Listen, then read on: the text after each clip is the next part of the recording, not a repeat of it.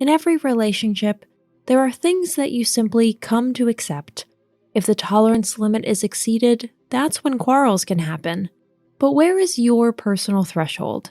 How much can your partner allow himself? Does he appreciate and love you at all? Or is it time to pull the emergency brake?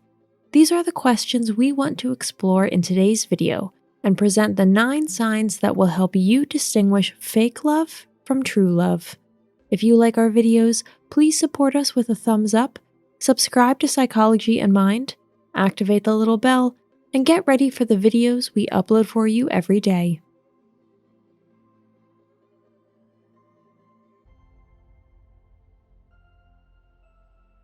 Number 1. Possessive behavior. If your partner is getting suspiciously clingy and hardly grants you any personal freedom, this behavior should make you suspicious, because a very possessive partner does not mean well. Superficially, he will want to give plausible reasons why he restricts you so much. For example, by telling you that he just doesn't want to have to share you with others, and he professes his great love. The motives of such a partner are clear. He wants to exercise control, spy on you, or even manipulate you. An intact relationship requires mutual attention. As soon as a partner confuses a healthy closeness with pushy intrusiveness and wants to see you by his side at all times, you should think about a clarifying conversation with him, or, if even that does not help, consider separation, for possessive behavior is something you shouldn't stand for. Number 2. Playing with your feelings. Feelings are nice as long as they are genuine and sincere, but it is different when a partner plays with you and your feelings. In this case, he may want to test how far he can go. For example, if he starts talking about his ex at every opportunity, you're not going to like it, and you will ask him to stop hurting your feelings. Maybe he gets something out of such provocations, or even wants to make you jealous in order to put himself in the foreground and get your full attention. This behavior is a very unattractive attempt to fulfill a purpose with your emotions. Don't play this game. Instead, put him in his place. Number 3. He is not laughing with you, but at you. Laughter is healthy and enlivens togetherness.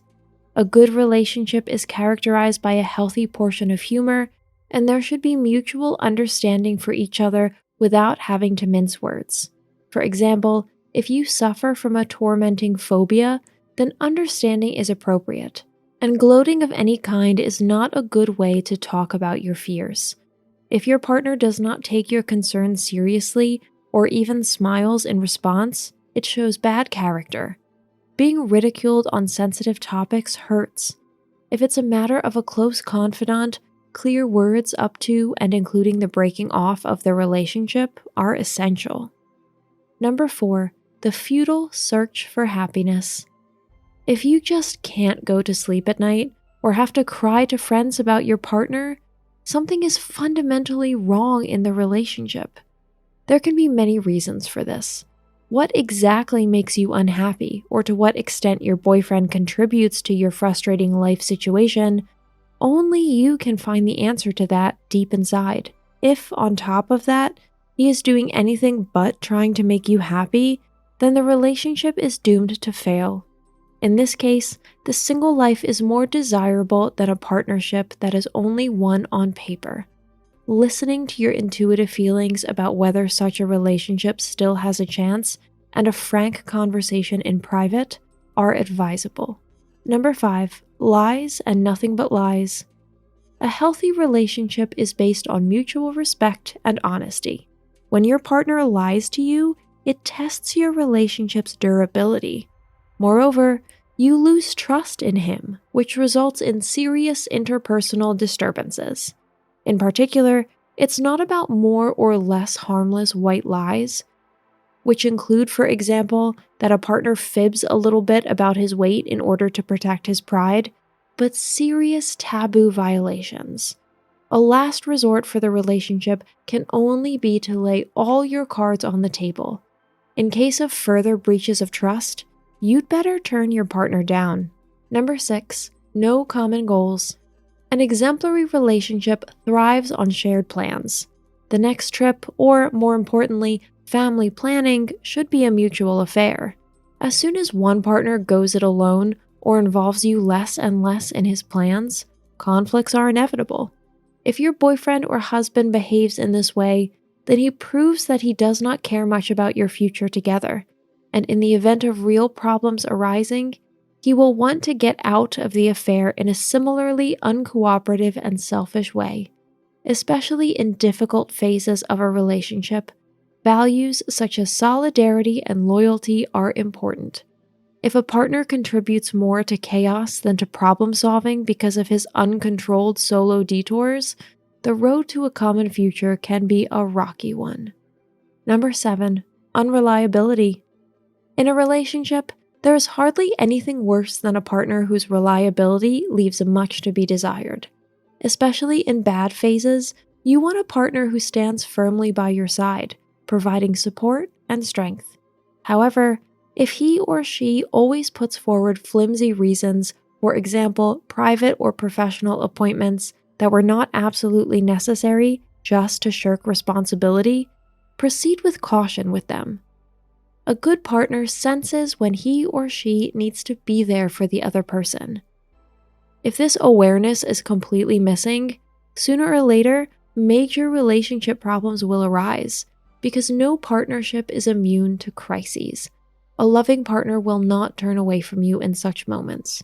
It is precisely in these phases that the wheat is separated from the chaff. Those who don't love you in every situation of life prove to be false friends. Number 8, he's still in a relationship. Real love knows no alternative. So if a boyfriend is quote-unquote double dating, for example because he's still married, it's a clear sign that you're not his absolute priority, which you understandably want to be, and indeed should be in a good relationship.